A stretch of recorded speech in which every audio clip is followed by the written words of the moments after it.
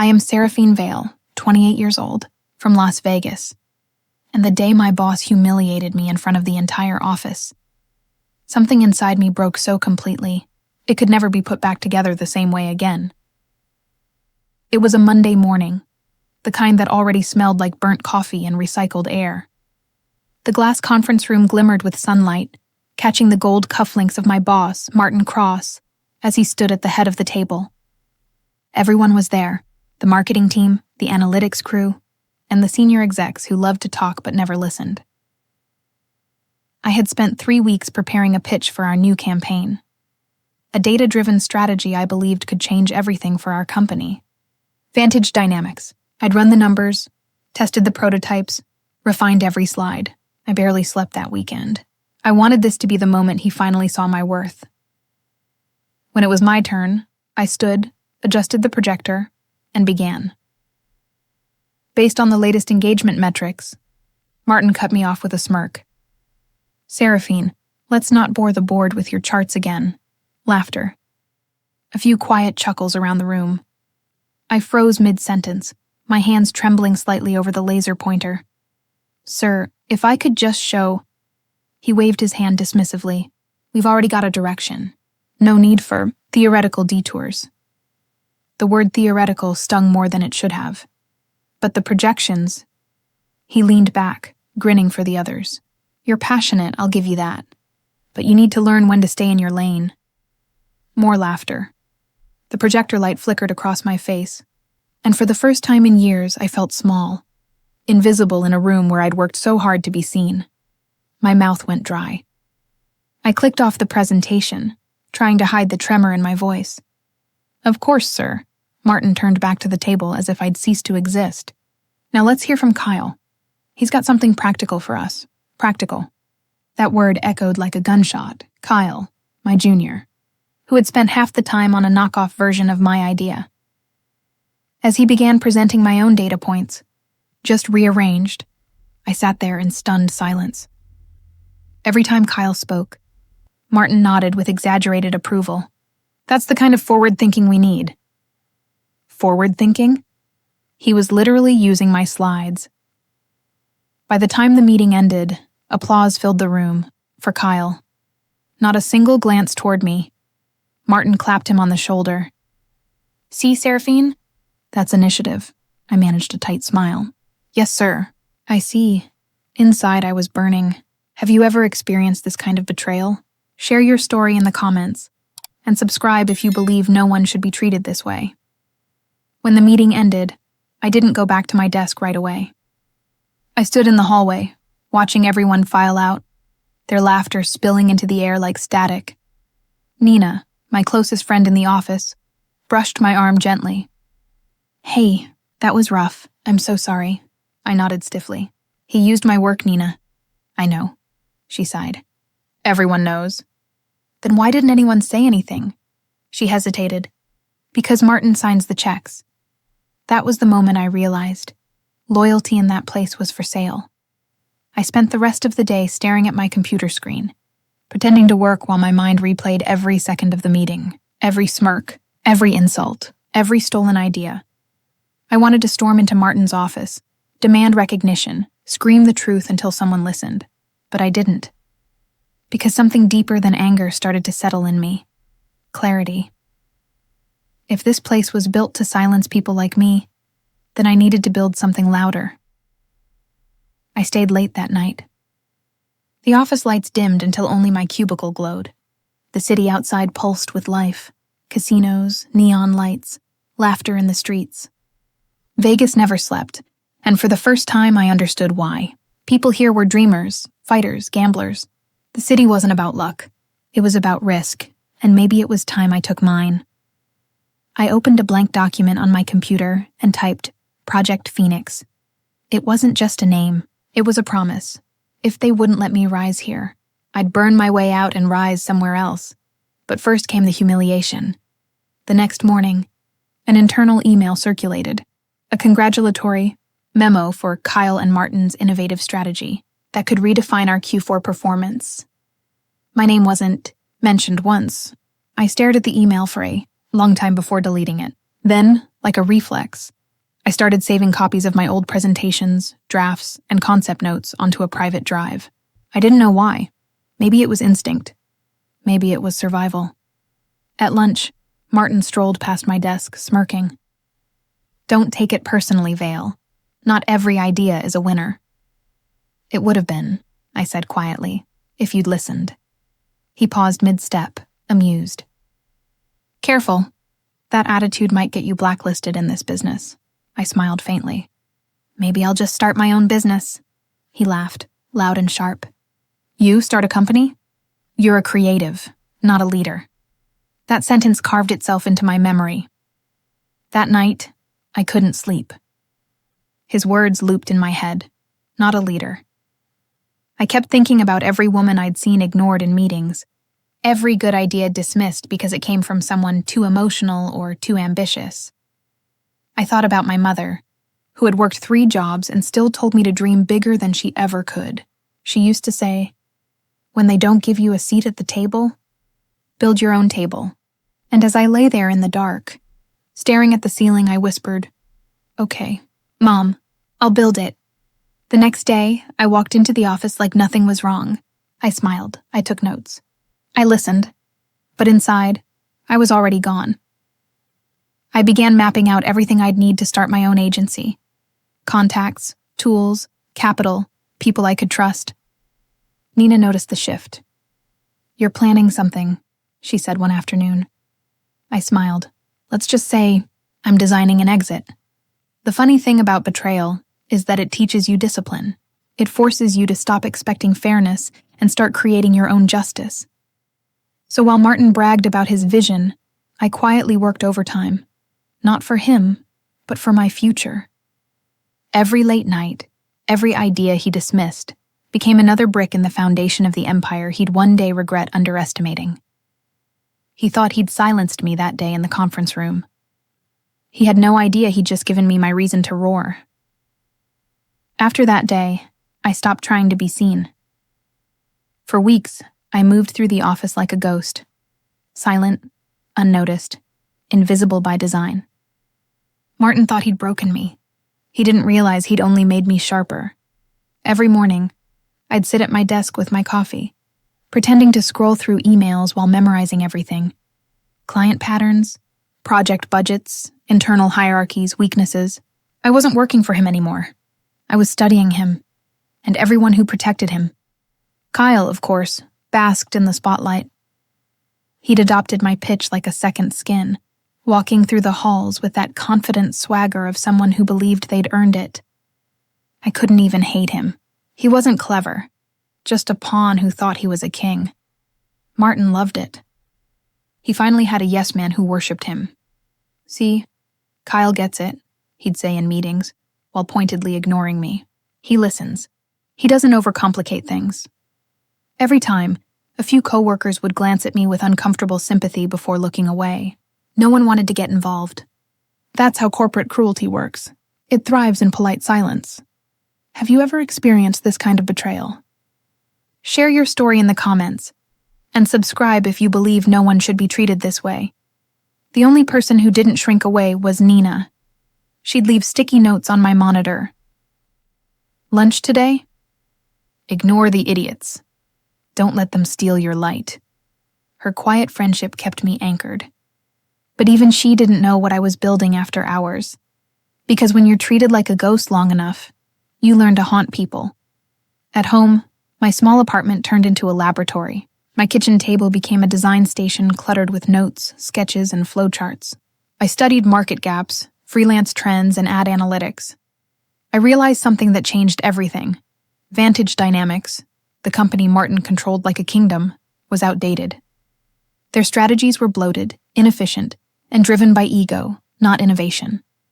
They had power, yes, but they were slow, and in a digital world, speed wins. I started sketching the idea for my own venture. A lean, creative agency that specialized in adaptive campaigns. Fast, smart, data-driven, built on voices like mine. The name came easily, Eclipse Creative, because eclipses don't destroy the sun. They simply remind the world that even giants can be overshadowed. At work, the favoritism grew worse. Martin promoted Kyle to campaign lead, a position I had practically built from scratch. My name wasn't even mentioned in the announcement email.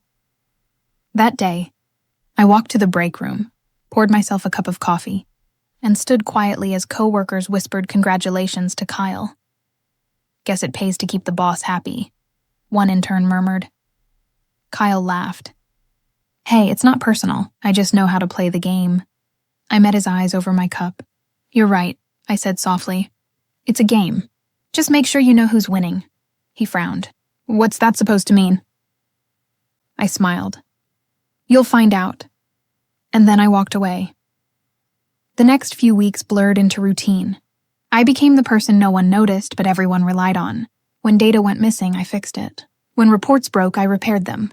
I was the quiet constant, the person holding the company together while they gave credit elsewhere. It was perfect camouflage. Because while I was invisible at work, I was unstoppable outside it. By mid-December, Eclipse Creative had a skeleton structure. I'd registered the name, secured a small business account, and even built a basic website. But there was one problem: clients. I couldn't poach anyone from Vantage directly. Not yet. That would make it obvious. I needed to build credibility on neutral ground first, so I reached out to smaller local businesses, cafes, clothing boutiques, wedding planners, and offered to help them with marketing campaigns at minimal cost. I didn't tell them who I worked for. I just said, "I'm a strategist who believes in bold ideas." Within weeks, word spread. My first client, a local bridal boutique, saw a 40% increase in online engagement. They sent referrals. My weekends were packed with quiet consultations and late-night editing sessions. I was exhausted. But it was the good kind, the kind that comes from building something that belongs entirely to you. Meanwhile, back at Vantage, cracks began to show. Kyle's innovative campaign tanked during launch. The numbers were embarrassing. Client engagement dropped, the algorithm backfired, and the ad spend bled money. At the next team meeting, Martin's tone changed. He wasn't mocking anymore. He was nervous. "We just need to pivot," he said tightly. "Minor setbacks happen." The CFO disagreed. "Minor? We've lost 2 clients already. They're complaining about poor targeting." I said nothing, just watched as the empire began to wobble. Kyle fidgeted in his chair. "We can fix it. I just need more time." Martin scowled. "Time is money. And right now, you're burning both." It was poetic, watching them scramble with the same arrogance that had crushed me months before. That night, Nina stopped by my desk. "You're quiet lately," she said. "Quieter than usual, I mean. What's going on?" I looked at her, debating whether to tell her the truth. Then I smiled. "Let's just say, I'm working on a different kind of campaign." She tilted her head. "For who?" "For myself." She blinked, then smiled back. "Good. You deserve that," I nodded. "One day soon, I'll walk out of here, and they won't even realize what they've lost until it's too late." Nina grinned. "And what will you say when Martin finally notices?" I thought about that for a moment, then said, "I won't say a word. I'll just let success answer for me." The next morning, I arrived early, before anyone else. I stood in the center of the empty office, the hum of computers filling the silence. I thought about how many hours I'd spent here trying to prove myself, how many late nights I'd given to people who saw me as replaceable, and then I made a promise. "This place," I whispered, "will one day call me competition." I left that morning early, something I never did. I walked down the Las Vegas Strip as the sun rose, golden light bouncing off glass towers, the city humming with possibility. Every sound felt different now. The world wasn't closing in anymore. It was opening up. For the first time in my adult life, I wasn't waiting for approval. I was building my own. By the end of that month, I had 5 steady clients under Eclipse Creative. The business was small, but it was growing fast. Every dollar I earned felt like taking back a piece of my dignity. Martin still thought I was his quiet employee, typing away in the corner. He had no idea that the woman he'd called unfit to lead was already creating the blueprint that would one day steal his biggest accounts. smiled at the thought as I shut down my computer for the night. The ghost he'd ignored was learning how to haunt him, not with fear, but with success. And soon, very soon, I'd be impossible to ignore. It happened on a Friday, the day everyone looked forward to except me. Friday's advantage dynamics meant one thing: team reviews, Martin's favorite sport. I'd spent the whole week buried in reports, cleaning up the wreckage from Kyle's failed campaign.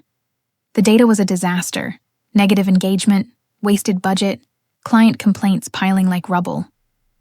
I'd fixed what I could, but it was too late. The foundation was rotten. Still, when I printed my analysis and walked into that meeting room, I had a small spark of pride. I'd salvaged something. Martin stood at the head of the table, sleeves rolled up, voice already sharp. Let's talk about accountability. That word always sounded dangerous when it came from him. Kyle sat next to him, pale, nervous, glancing between us like a child caught lying. Jessica, Martin said, and then he stopped, smirking.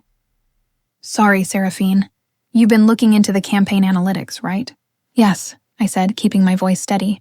I've compiled the full report. The drop-off rate began after Phase 2, when the targeting parameters were changed. Changed? He repeated, feigning surprise. By who? I met his gaze. By Kyle. He switched the audience segment without rerunning the simulations. The data shows... He cut me off, slapping a hand on the table. Enough with the excuses. I asked you to support him, not sabotage him. The words hit harder than I expected. I didn't sabotage anything, I said slowly. I worked overtime fixing his mistakes. He laughed. You mean covering yourself? The room went still. My chest tightened. Sir, I said quietly. You have my files. You know I didn't... Martin slammed a folder onto the table. Then explain why this email came from your account. He spun his laptop toward the team. On the screen was an email, sent from my address, instructing Kyle to implement the alternative ad split despite low confidence levels. My stomach dropped. That's not mine, I said immediately. That's forged. Forged? Martin sneered. Now you're accusing your coworkers of fraud? I'm saying someone tampered with... Enough! His voice cut like a whip. You've been disruptive since day one. You undermine leadership, push unapproved ideas, and now you're blaming others for your incompetence. I'm done covering for you. Something snapped. I stood up. Covering for me? My voice shook with fury. You humiliated me in front of this team. You stole my work. You handed it to Kyle and called it his innovation. And now you're fabricating emails to make me look like the problem? Watch your tone, he barked. No, I said louder. For once, you watch your lies. A few people shifted uncomfortably. No one spoke. You're finished here, he said coldly. Pack your things. I stared at him, at the man who'd spent months erasing me piece by piece. And all I could think was how calm I suddenly felt. Good, I said. Because I'm done building empires for men who can't build their own. Then I turned and walked out, leaving the conference room in stunned silence. Have you ever experienced this kind of betrayal? Share your story in the comments, and subscribe if you believe no one should be treated this way. The moment the elevator doors closed, I exhaled. The air felt heavy, like it carried the ashes of every dream I'd once had there. I went straight to my desk. Nina was already waiting, eyes wide. What happened? Martin's red as a tomato. I'm done, I said. What do you mean, done? I mean, I quit. Her hand flew to her mouth. Oh my God, are you serious? Dead serious. She blinked back tears. Seraphine, what are you going to do? I smiled faintly. Something I should have done a long time ago. I packed my things quietly. A few notebooks, a plant, my headset, the framed photo of my mom. The office buzzed behind me, whispers rising like smoke. Everyone pretended to work, but I could feel their eyes on me. Kyle approached, guilt flickering across his face. Seraphine, I didn't mean for it to go this far. Didn't mean for what? I asked. For Martin to use you as a puppet, I finished. You knew he was stealing my ideas. You didn't care as long as you benefited. He swallowed. I was just trying to get ahead. Then congratulations, I said. You're ahead. Enjoy it while it lasts. I left before he could reply. The Nevada sun hit me like a spotlight as I stepped outside. For a moment, I just stood there, holding my box, watching cars rush past. The heat shimmered on the asphalt, and the whole city felt alive, like it knew something had changed. I walked 2 blocks to the coffee shop I used to visit during lunch breaks. I sat down, ordered an iced latte, and stared at my reflection in the window. No badge. No logo. No belonging. And yet, for the first time in months, I wasn't scared. I was free. I opened my laptop and logged into the Eclipse Creative domain I'd quietly registered weeks before. The blank homepage blinked back at me. Let's build, I whispered. That night, I called my mom. She answered on the 3rd ring, her warm voice instantly softening the tension in my chest. Hi, baby. Long day? You could say that, I said with a laugh. I quit my job. There was silence for a moment. Then, good, I blinked. Good? You've been miserable there for months. I could hear it in your voice every time you called. What's next? I'm starting something of my own, I said slowly. A creative agency. Small. Independent. You've always been the one who saw what others missed, she said. Don't let fear trick you into thinking that's a weakness. I smiled, tears prickling at my eyes. Thanks, Mom. Build it your way, she said. And when they finally notice, let it be too late for them to catch up. Over the next few days, I barely slept. I poured every ounce of energy into Eclipse Creative. Building the website, refining my portfolio, reaching out to contacts. Nina helped quietly, sending me client leads after work. They think you're gone for good, she whispered in one message. So they're not watching you. Use that, and I did. By the end of that week, I had my first official contract, a local startup struggling with outreach. It wasn't glamorous, but it was a start. When I saw that first payment hit my account, I felt something I hadn't felt in years, pride that didn't depend on anyone else's approval. But more than that, I felt hunger, because I knew this was only the beginning. The following Monday, Vantage Dynamics released a press statement, a shallow attempt to deflect from their failing campaign. They blamed internal miscommunication. No mention of my work. No mention of the woman they'd pushed out. But something poetic happened. 2 weeks later, that same client, the one whose campaign had failed under Kyle's lead, reached out to me. Seraphine, their CEO, wrote, I hear you're independent now. I'd love to discuss possibilities. I stared at the email, smiling so wide it hurt. Martin had told me I wasn't a leader. Now his biggest client was about to follow me. The breaking point had come and gone, and from the ruins I was beginning to rise. People think freedom feels like flying. It doesn't. It feels like falling, at least at first. The week after I quit Vantage Dynamics, I learned that independence doesn't come with applause. It comes with quiet mornings, unpaid bills, and the echo of your own doubts. At first, I woke up every day with this rush of adrenaline, this certainty that I'd made the right choice. But by the second week, the silence started getting to me. There were no meetings, no deadlines, no one to argue with. Just me, my laptop, and a head full of questions. I'd traded a paycheck for peace, but peace didn't pay rent. My apartment in Las Vegas suddenly felt too small.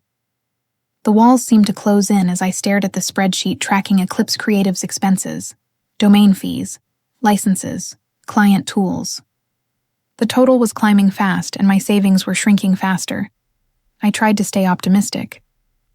Every time fear crept in, I reminded myself, you left for a reason. You're building something that matters. But optimism, like money, runs out if you spend it too quickly. Have you ever experienced this kind of betrayal? Share your story in the comments, and subscribe if you believe no one should be treated this way. By the end of the month, Eclipse had 3 small clients. I should have been grateful, but each project paid just enough to scrape by. I'd spend entire nights designing ads and writing copy, only to wake up realizing the payment barely covered utilities. Sometimes, I'd lie on the couch at dawn, watching the ceiling fan spin, wondering if Martin had been right. Maybe I wasn't a leader. Maybe I was just pretending. One evening, I called Nina. "Tell me I'm not insane," I said. She sighed. "You're not insane. You're brave." "Brave doesn't pay my Wi-Fi bill," I said, trying to laugh, but my voice cracked. "Hey," she said softly, "you walked away from a man who wanted to own your ideas. You started something from scratch. That's not insanity, that's survival." Her words helped. For a while. But as soon as the call ended, the doubts returned. The breaking point came one Thursday night. I was sitting at my desk, staring at my bank account. My last client's payment had been delayed, and my rent was due in 3 days. My stomach turned as I realized I had 2 options: borrow money or give up. I chose a third. I opened a fresh document and started writing out everything I'd done wrong. Every failed pitch, every weak campaign, every time I'd undercharged out of fear. When I finished, the list was brutal, but it was honest. Then I created a second list, what I'd learned. Clients don't buy skill. They buy confidence. People respect results, not effort. The world won't value your work until you do. Somewhere between the tears and the exhaustion, I realized something. I'd been so afraid of failing that I'd forgotten what power felt like. So, I decided to take a risk. The next morning, I put on my best blazer, the one I'd worn at Vantage during my first big presentation, and walked into a networking event downtown. It was full of small business owners, marketing heads, and creatives just like me. The old me would have stood in the corner, invisible. But not that day. When the host asked if anyone wanted to introduce themselves, I raised my hand. My heart pounded as I stood. "Hi," I said. "I'm Seraphine Vale, founder of Eclipse Creative, a marketing agency built for people who refuse to blend in." Heads turned. People smiled politely. I took a breath. You've probably seen campaigns that all look the same.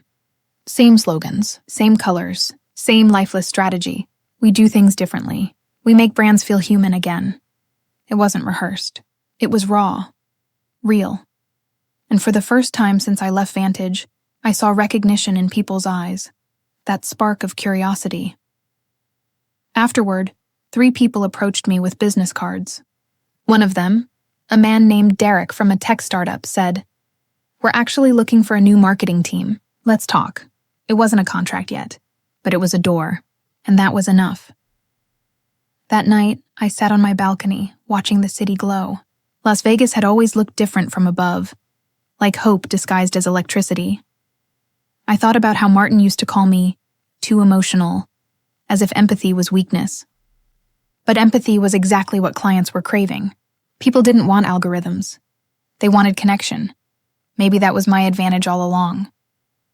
The next few weeks were chaos, but productive chaos. Derek's startup signed a 3-month trial with Eclipse. The budget wasn't huge, but it was steady. It gave me breathing room. I hired a freelance designer part-time and started using an online project management tool. For the first time, Eclipse felt like a real company. I worked like a woman possessed. 12-hour days, endless emails, sleepless nights. Every time exhaustion whispered, "Go back to safety," I remembered Martin's voice saying, "You're not a leader." That memory fueled me more than caffeine ever could. But success doesn't erase loneliness. Some nights, when the city was quiet, I'd catch myself scrolling through Vantage's website. They were still posting press releases, pretending everything was fine, but I could see the cracks. Their campaigns were stale. Their client list had shrunk. I'd see Kyle's forced smile in company photos and feel a mix of anger and pity. He was playing the same game, trapped in the same system. Meanwhile, I was free, struggling, but free. One night, Nina called. "You sound different lately," she said. "Different how?" "Lighter," she said. "Like you're finally living instead of surviving," I smiled. "I guess I am." Then quietly she said, "Martin's been asking questions about you." My smile faded. "What kind of questions?" "The kind that sound like fear." For the first time I felt something new. Not anger, not bitterness. Satisfaction. because fear meant he finally noticed me. The ghost he'd erased was now casting a shadow of her own. That night, I wrote 3 words on a sticky note and stuck it to my computer. Keep building quietly. I realized then that revenge wasn't about destruction. It was about transformation. Martin wanted me to crumble. Instead, I was evolving. Every failure, every sleepless night, was shaping me into the woman he'd underestimated. Rock bottom wasn't my ending. It was my launch pad. As the city lights reflected in my window, I whispered to myself, "You're not done. You're just getting started." And for the first time in months, I slept peacefully. Not because everything was fixed, but because I finally believed it could be. Momentum doesn't arrive with thunder. It arrives quietly, in the stillness between despair and determination. For me, it started with one email. It was 7:42 a.m. on a Tuesday when I opened my laptop and saw the subject line, "Loved your talk at the business summit. Can we collaborate?" It was from Derek's partner, a woman named Lila Harper. She ran Haven Tech, a mid-sized software company specializing in wellness apps. They'd been struggling with brand identity, losing traction to newer competitors. "I watched your presentation last month," she wrote. "You spoke about humanizing marketing. I need that for Haven. Can we meet this week?" I reread the message 3 times, my pulse quickening. Someone had finally seen me. Not as a desperate freelancer, but as a strategist with vision. I typed back immediately, "Absolutely. Thursday morning works. Let's build something memorable." Then I sat back and stared at the screen. For the first time in months, the silence in my apartment didn't feel heavy. It felt full of potential. When Thursday came, I arrived 15 minutes early to the cafe near Fremont Street, where we'd agreed to meet. I'd worn my favorite navy blazer and tied my hair back in a neat bun. Simple, sharp, confident. Lila arrived in a rush, phone in hand, wearing sneakers and determination. "Sorry I'm late," she said, breathless but smiling. Traffic was brutal. "No worries," I said. "You're here. That's what matters." She ordered coffee, then leaned in. "Seraphine, I'll be honest. I've met with 3 agencies already. All of them gave me the same generic pitch. But your approach, brands that feel human, that stuck with me." "Where did that come from?" I smiled faintly. "From being treated like a number for too long?" Her eyes softened. "So this is personal. Every great brand is," I said. "When people feel something real, they remember it. That's what I build. Memory, not marketing." Lila laughed quietly. "You're hired." Just like that, I had my biggest client yet. Have you ever experienced this kind of betrayal? Share your story in the comments, and subscribe if you believe no one should be treated this way. The next few weeks were a blur of energy. Lila's company became my obsession. Late nights crafting visuals, testing ad copy, analyzing user data. But this time it didn't feel like exhaustion. It felt like creation. I poured everything I'd learned from Vantage into Haven Tech, but without the arrogance, without the hierarchy.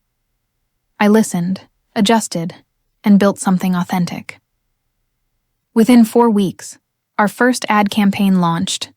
Haven, find your calm in the chaos. We used real testimonials, raw footage, unfiltered emotions.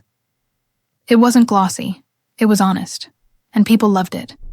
Downloads spiked by 65% in the first week. Influencers started using the app organically. Lila called me 3 days later, nearly screaming with joy. "Seraphine, it's working. We've never had numbers like this." I laughed, clutching the phone. "That's what happens when you stop chasing trends and start telling the truth." She paused. "You really believe that, don't you?" "With everything I have," I said. By the end of that month, Haven Tech's success started drawing attention. People began asking who'd handled the campaign. Lila posted a LinkedIn article titled, "How Eclipse Creative Helped Us Reclaim Our Voice." The post went viral in the marketing community. Comments flooded in. Who is Eclipse Creative? Finally, someone doing something real. Seraphine Vale. That name sounds familiar. That last comment made me pause. I clicked on the profile. A Vantage employee. I smiled. Word was spreading. Nina called that night. Do you realize what's happening? She said, her voice full of excitement. Vantage just lost another client, and guess who they went to? My heart skipped. No, yes, she said, laughing. The fitness company you used to handle? They signed with you. Martin's livid. I leaned back in my chair, feeling the smallest flicker of triumph. He'll call it coincidence. For now, Nina said. But he knows it's not. That was the spark. The moment revenge stopped being a dream and started becoming reality. But it wasn't just about taking clients. It was about doing better than he ever could. So I doubled down. I streamlined Eclipse Creative's structure, built automated workflows, hired remote freelancers, and turned my apartment into a functional command center. My corkboard was covered in sticky notes with goals. Reach 10 clients. Hire first full-time employee. Public case study release. Every goal I ticked off felt like reclaiming a piece of myself. Still, there were nights when the fear came back. What if success was temporary? What if this was all luck? On those nights, I'd sit on my balcony, watching the neon skyline. Las Vegas glittered with false promises. Easy wins, instant fame. But I wasn't after illusions. I wanted legacy.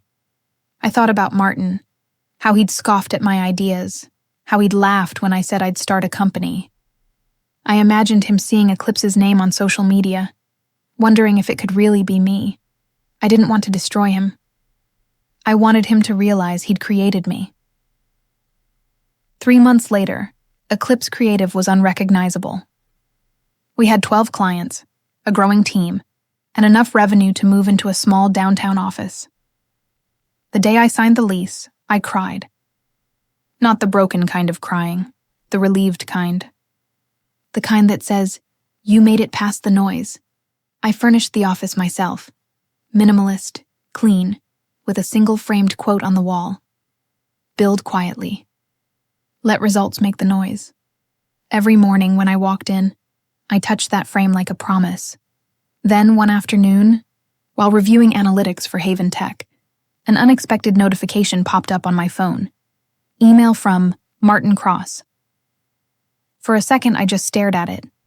My heart thudded hard against my ribs. Subject line, "A quick catch-up?" I opened it. Seraphine, I came across the Haven Tech campaign. Excellent work. Seems like you've been keeping busy. Let's grab coffee sometime. I'd love to discuss a possible collaboration. Martin collaboration. The same man who'd called me theoretical. The same man who'd said I wasn't a leader. I sat back, a slow smile spreading across my face. For months, I'd imagined what revenge would look like. I thought it would be dramatic, explosive. But this quiet irony was better. I typed back, "Hi Martin, appreciate the note. I'm currently fully booked for the next quarter, but thank you for thinking of me. Warm regards, Seraphine Vale, CEO, Eclipse Creative." I hit send. Then I leaned back in my chair, laughing softly. The same room where I'd once cried from exhaustion now echoed with the sound of my freedom. Later that night, I poured a glass of wine and stood by my window. The city buzzed below, alive, relentless. My reflection stared back at me, confident, unbroken. The silence that once suffocated me had transformed into strength. This was my spark. Not revenge. Not validation. Rebirth. And deep down, I knew the real storm was only beginning. Revenge doesn't always start with anger. Sometimes it starts with clarity. After Martin's email, I couldn't stop thinking about how far I'd come. He had mocked me, dismissed me, erased me. Now he wanted to collaborate. That wasn't flattery. It was fear in disguise. But fear alone wasn't enough. I didn't want just to succeed while he failed. I wanted him to see what it felt like to be powerless in the world he once controlled. So, I began to design my revenge like an architect drafting a masterpiece. Deliberate, detailed, unstoppable. It began with research. I spent hours studying Vantage dynamics, their client roster, financial reports, social metrics, hiring patterns. Every public document became a piece of the puzzle. The company looked fine on the surface, but when I dug deeper, I saw the truth. Their performance had been declining for 6 consecutive quarters. Clients were leaving faster than they could replace them. Their campaigns felt outdated, robotic, all form, no soul. That's what happens when creativity is crushed by ego. I made a list of their top 10 clients, brands I'd once helped build campaigns for, and started mapping out how to win them over. Not by stealing, but by outperforming. If Vantage was a fortress, I wasn't going to storm the gates. I was going to make the ground beneath it collapse. Have you ever experienced this kind of betrayal? Share your story in the comments. And subscribe if you believe no one should be treated this way. By February, Eclipse Creative had a rhythm. My team was small, just 4 people, but they believed in what we were building. There was Lila, who handled client strategy. Marcus, a brilliant designer I'd met in an online forum. Tara, a young copywriter who'd once been told she was too emotional for marketing. When I hired her, she said, "Why me?" I smiled. Because I see what others don't. That's when I realized Eclipse wasn't just a company. It was a sanctuary for people like me. We weren't trying to win awards or chase trends. We wanted to tell stories that mattered, and that mission became our greatest weapon. A few weeks later, Lila came into my office with a smirk. "You're going to like this," she said, handing me her tablet. On the screen was a post from one of Vantage's clients, Stellar Foods, a mid-tier grocery chain. They were searching for a new creative partner. I remembered that name instantly. Stellar had been my account before Martin handed it to Kyle. I had built their entire rebranding concept, one that Vantage never implemented because Martin thought it was too modern. And now, here they were, looking for change. I leaned back, smiling. Let's give them exactly what they're looking for. For 2 straight weeks, my team worked like lightning. I resurrected my old Stellar concept, a campaign built around sustainability and community, but made it sharper, bolder, real. When I finished the final presentation, it was everything I'd dreamed of years ago, but never had the freedom to execute. We sent it to Stellar's board on a Friday afternoon. By Monday, my inbox lit up with a subject line that nearly made me cry. "We're thrilled to partner with Eclipse Creative." I sat back in my chair, trembling. The first domino had fallen. A week later, Nina called me in secret. "You're not going to believe this," she whispered. "Martin's losing it. Stellar pulled out of their contract today." I laughed. "Already?" "You should have seen his face," she said. "He kept saying, 'It's fine, we'll win them back. But everyone knows they went to you.'" "That's poetic," I said softly. "Poetic." Nina laughed. "It's karma with a presentation deck." But this was only the beginning. Each success made Eclipse stronger and made Vantage weaker. Our names started popping up at conferences, in LinkedIn posts, in industry magazines. People were drawn to our authenticity. We didn't talk about innovation. We proved it. Within 3 months, we'd signed 3 more of Vantage's former clients. I never reached out to them directly. They came to me. Martin must have been fuming, but he stayed silent. For now. Still, revenge isn't just about taking something back. It's about transformation. Showing that the person they tried to break has become someone untouchable. That thought consumed me. I started envisioning something bigger than Eclipse. Not just an agency, but a movement, one that would redefine how marketing worked. I began hosting free online seminars for young professionals, teaching them how to value their ideas and avoid exploitation. I called the series Unseen Voices. The response was overwhelming. Hundreds of people tuned in each week. Some sent messages like, "I thought I was the only one treated like that. You made me believe my creativity still matters." Reading those words filled a part of me that success alone never could. For the first time, revenge didn't feel like hate. It felt like healing. Then came the phone call that changed everything. It was Nina again. Her voice was tight. "He's on to you." "Martin?" I asked. "Yes. He found out you're taking his clients. He's furious. He's been calling meetings, blaming everyone." I smiled faintly. "Good. Let him. There's more," she said hesitantly. "He's planning a big event next month, a Vantage Renaissance rebranding launch.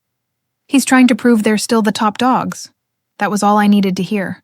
I knew exactly how to end this. For the next few weeks, I worked in silence. Every spare moment went into perfecting one project, a large-scale ad campaign with a new global client we'd just signed. The launch date? The same week as Martin's Renaissance event. I didn't plan to sabotage him directly. That would be too obvious. I just wanted to ensure that when his team unveiled their recycled ideas, the entire industry would be looking somewhere else. At us. And I'd make sure that Eclipse's campaign dropped first. The night before both launches, I stayed in the office until 3 a.m. The team had gone home hours earlier, but I couldn't leave. I walked between the desks, touching the backs of chairs, remembering when all I had was a kitchen table and a dream. The logo on the wall, Eclipse Creative, glowed faintly under the lamp. I traced the letters with my hand and whispered, "Tomorrow, we rise." Then I took a deep breath and hit publish. Our campaign went live. By morning, it was everywhere, trending on social media, praised by influencers, featured in tech blogs. The response was explosive, and while the world celebrated us, Martin was stepping on stage at his relaunch, trying to pretend his company wasn't crumbling. He didn't know it yet, but by the time his speech ended, 2 more of his clients would announce they were leaving. One of them, for Eclipse. As the day went on, my phone buzzed with messages. Congratulations, praise, interviews. But the one notification that made me smile the most came from Nina. He saw the campaign. He knows it's over. I set my phone down, staring at the skyline outside my window. This wasn't the end of the revenge. It was just the unveiling of the blueprint. And soon, Martin Cross would realize that every brick of his empire had been built on the back of the woman he once called theoretical. The morning of the strike didn't feel dramatic.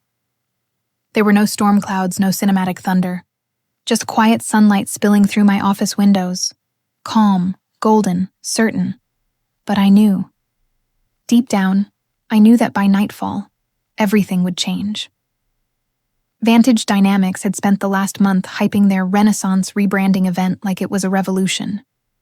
Their ads were everywhere. Hollow slogans about innovation, recycled visuals from old campaigns. They were trying to resurrect relevance, but everyone could see the desperation beneath the gloss. And right across that same timeline, our campaign had already lit the internet on fire. Eclipse Creative's newest project, Haven Reimagined, was everywhere, trending on Twitter, featured in Best of the Year marketing reels, and discussed by influencers who didn't even know we were the same team once ignored at Vantage. But today, the real blow would land. At 9:30 a.m., my phone buzzed. "Nina, they just started," she whispered. "Martin's on stage right now." I smiled faintly. "Is he smiling?"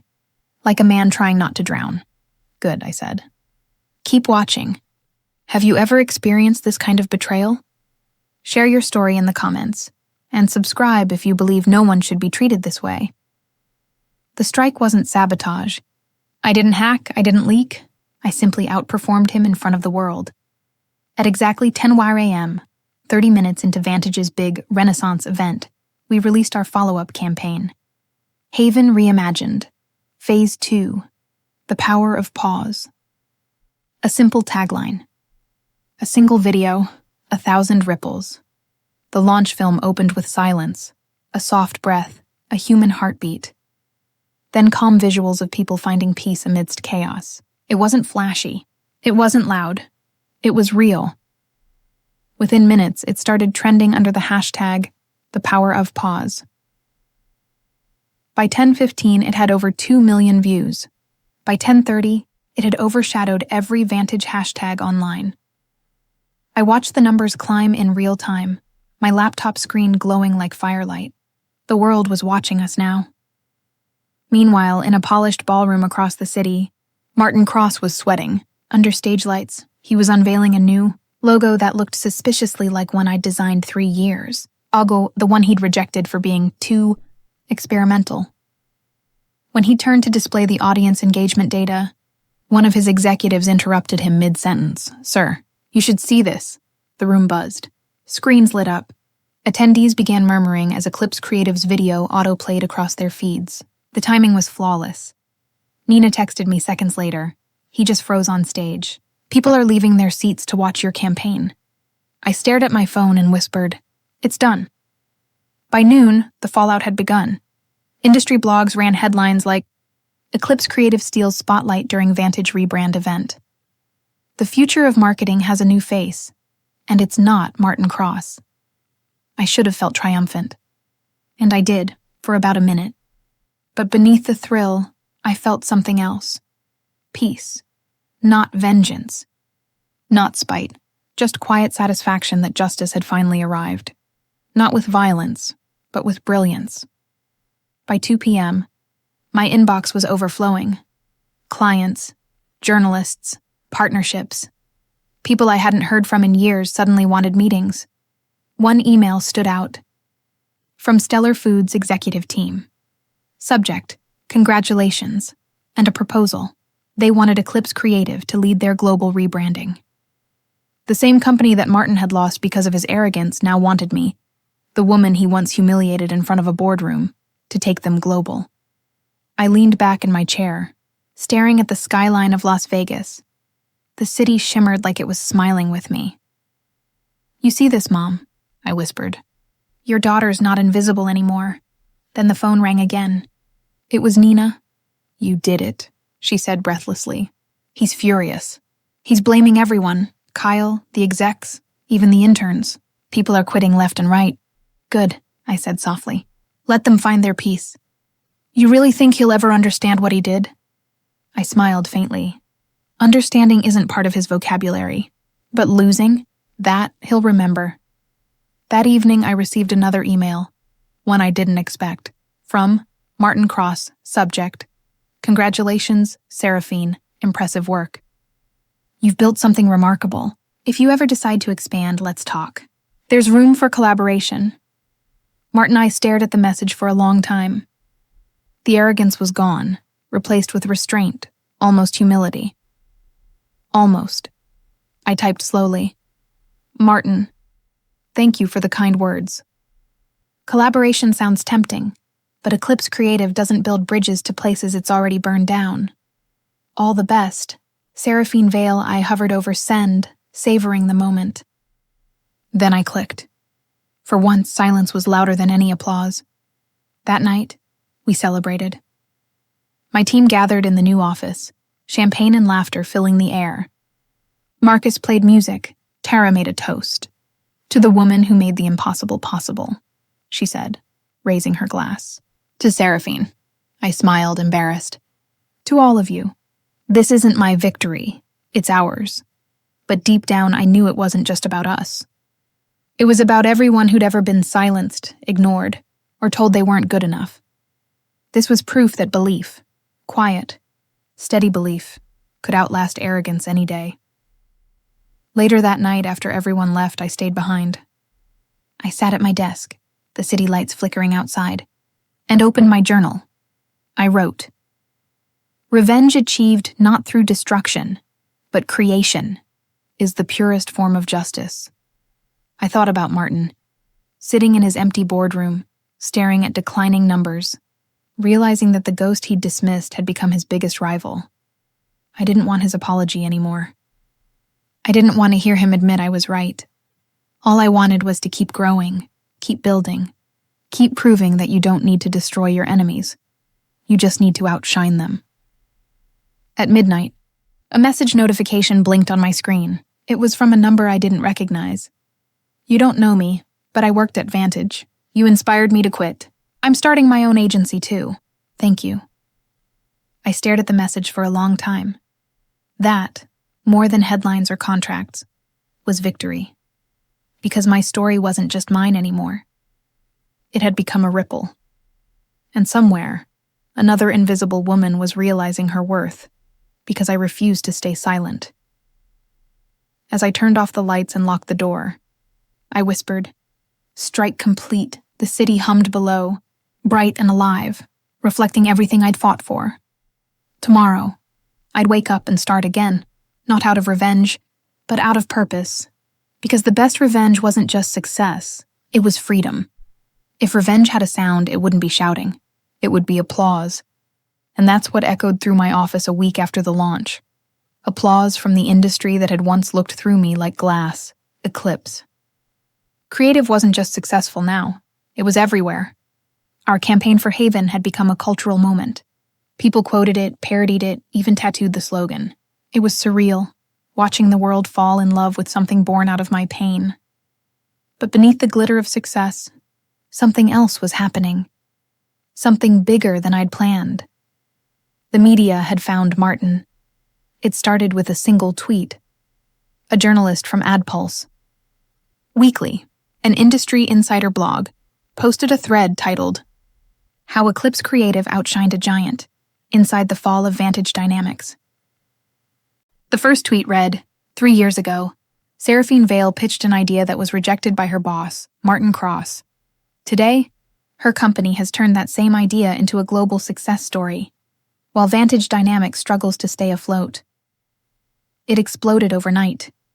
Tens of thousands of retweets, comments, debates, hashtags.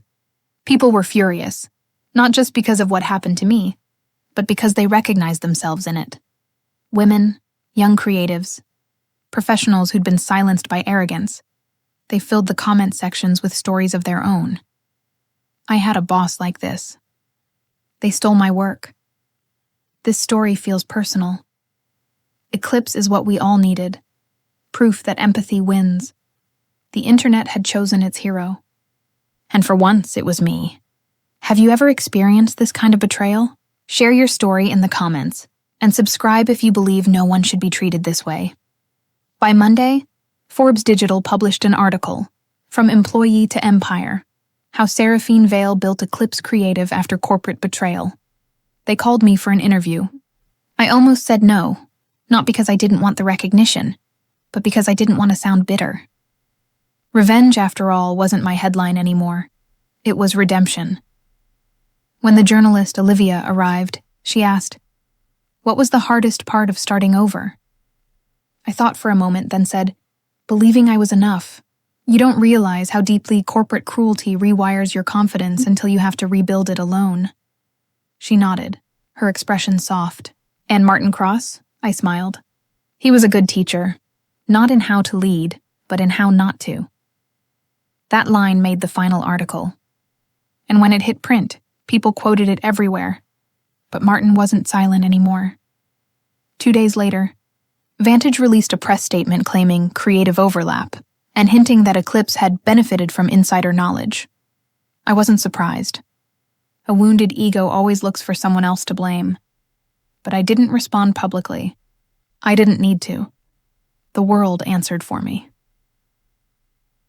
Within hours, people dug through old social media posts, archived files, and presentation slides.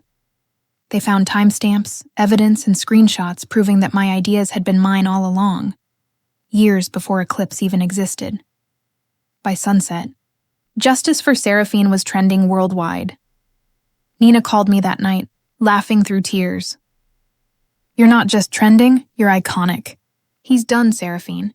The board's holding an emergency meeting." I leaned back in my chair, letting out a slow breath. "He'll never see it coming." "He already didn't," she said. "He thought he could bury you. Instead, you built a monument." The next morning, my phone buzzed with another email, this time from an anonymous address. "You don't know me, but I worked under Martin for 5 years. What he did to you wasn't unique. He's been exploiting junior staff for years, taking credit for their work. Thank you for exposing him." It was signed simply, "A survivor of Vantage." My chest tightened. It hit me then. This wasn't just revenge anymore. This was reckoning. What had started as personal justice had become something collective. My story had cracked open a door others had been too scared to touch. A week later, the board of Vantage Dynamics announced Martin's resignation. The statement used polished language. Mutual decision. Leadership transition. New chapter. But the truth was clear. He'd been forced out. I sat at my desk, staring at the news alert on my phone. There it was. The end of an empire. I expected to feel triumphant. I expected to laugh, to celebrate. Instead, I felt still, like standing on a mountaintop after a long climb. Breathless, proud, but aware of how far I'd come. That evening, I met Nina downtown at the same cafe where I'd once met Lila, where eclipse had truly begun. She slid into the seat across from me, grinning. "So, the king's finally off his throne," I smiled. "Every empire falls eventually, especially the ones built on other people's backs." She raised her cup. "To poetic justice." We clinked cups, the sound small but satisfying. Then she leaned closer. "You know, people are calling you the face of ethical marketing now." I laughed. "I didn't plan that. Doesn't matter. You earned it." After she left, I stayed behind, staring out the window at the Las Vegas skyline. 3 years ago, I'd walked out of a glass building with a box of my belongings and nothing else. Now, that same industry called me visionary. Funny how the world shifts when you stop asking for permission. I pulled out my notebook, the one I'd kept since the beginning, and flipped to the first page. At the top, written in shaky handwriting, were the words, Project Phoenix. I traced over them with my pen and added a single line beneath, Reborn. The next day, Eclipse Creative received an invitation to speak at the International Marketing Summit in New York. A keynote. My name, center stage. I closed my eyes, smiling. Martin had once silenced me in front of a room of 12 people. Now, I would speak before 12,000. When I stepped onto that stage a month later, the lights were blinding, and the applause rolled like thunder. I looked out at the crowd, professionals, students, dreamers, and for a moment, I saw my younger self sitting among them, scared but hopeful. Then I spoke. I once thought my voice didn't matter, that my ideas were only valid if someone powerful approved them. I was wrong. Your value doesn't depend on who recognizes it. It depends on who refuses to let it die. The audience rose to their feet. I could barely breathe. That sound, that standing ovation, was the closure I never thought I'd have. Not revenge. Not payback. Recognition. Later, back in my hotel room, I stood by the window and looked down at the glowing city below. Somewhere, Martin was watching the same news coverage I'd once watched of him. Maybe he felt regret. Maybe not. Either way, I didn't care.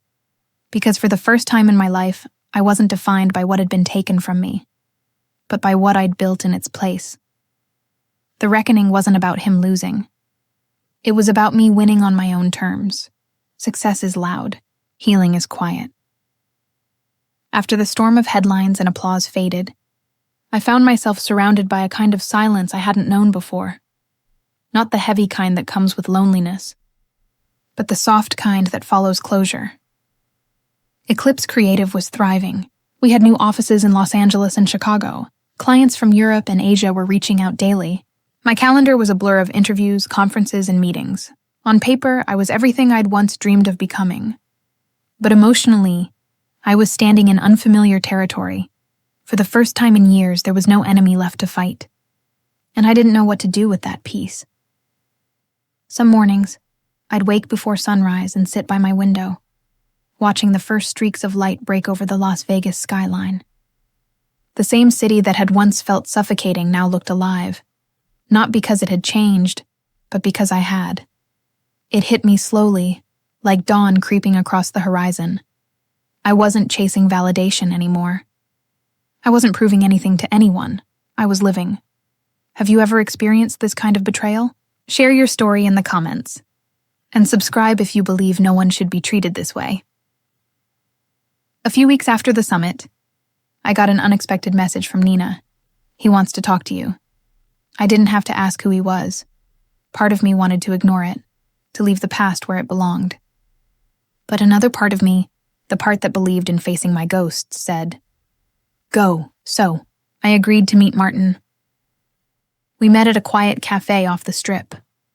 The same cafe where I'd once sat after quitting Vantage, broke and terrified, with a coffee I could barely afford.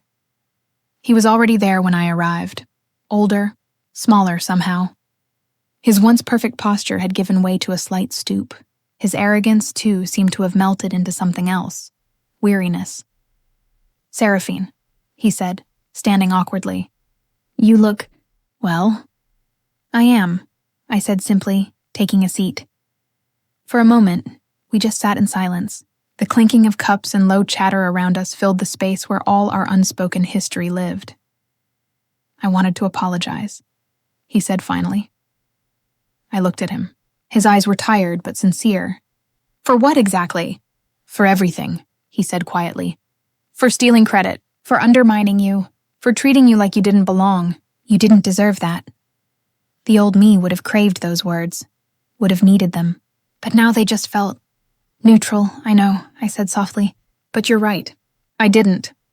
He exhaled, like he'd been holding that breath for years. "You've built something incredible. I see your name everywhere. I'm proud of you," I smiled faintly. "You didn't believe in me when it mattered." He nodded, shame flickering across his face. "No, I didn't, and I regret that more than you know." We sat there, two people who once shared the same battlefield, now on opposite sides of peace, and in that moment, I realized something profound. I didn't hate him anymore, because he no longer had the power to define me. After that meeting, I went home and stood in my office, staring at the framed quote on the wall. "Build quietly. Let results make the noise." For years, that quote had been my armor. Now, it felt like a mirror. I took it down and replaced it with something new. Move forward. "You've already won." Because revenge had done its job. It had given me back my voice, my confidence, my identity, but holding on to it now would only keep me tethered to the past I'd already outgrown. That weekend, I visited my mother's grave. The cemetery was quiet, wind brushing through dry grass, sunlight warming the marble headstones. I knelt beside her, tracing my fingers over her name. "Mom," I whispered. "You were right. You always said that the people who try to dim your light only do it because they can't stand how bright it shines." A soft breeze brushed my face, and I smiled. "You'd like my team. They're good people, the kind of people who lift others instead of stepping on them." I sat there for a while, letting the peace sink in. I thought about the girl I used to be, the one who cried quietly in bathroom stalls, who second-guessed every word she spoke, who thought success was something she had to beg for. She was gone. But I loved her anyway, because she'd survived long enough to become me. Back at the office, things were busier than ever. But instead of the old frantic energy, there was balance. I encouraged my team to take time off, to rest, to live. I started hosting mental health workshops for women in corporate fields, teaching them what no one had taught me: that ambition doesn't have to destroy you to be real. We created a scholarship program for young creatives who couldn't afford formal education.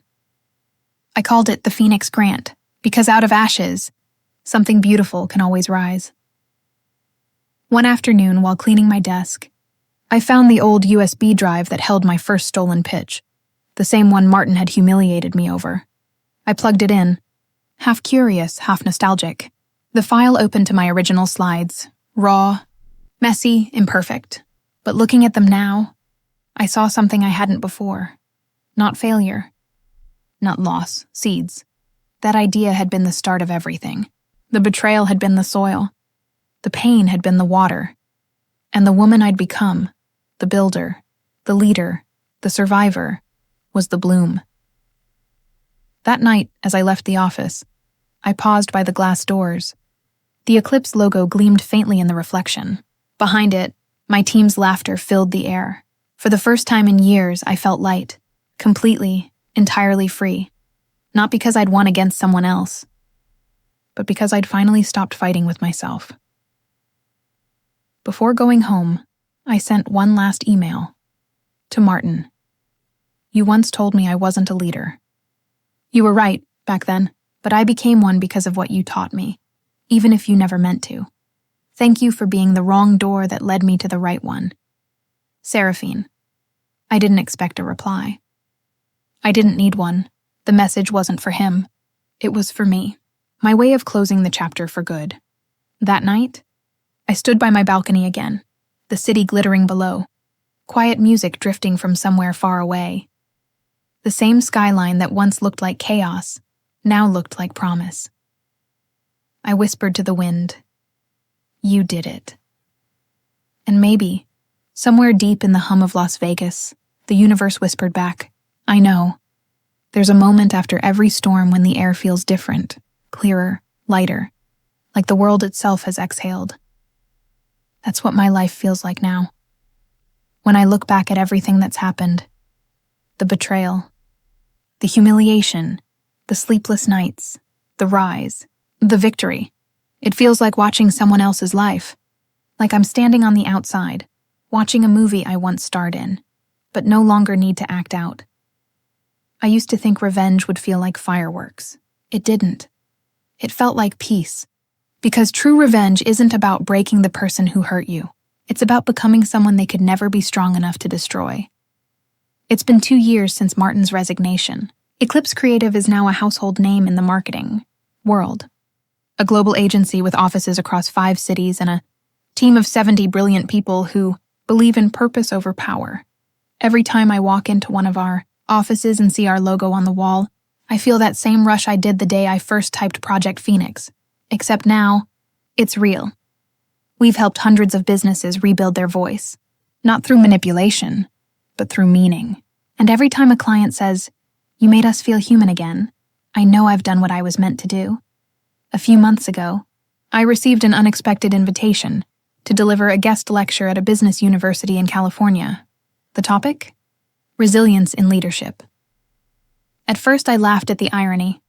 Me, teaching leadership, when the world once told me I wasn't fit for it.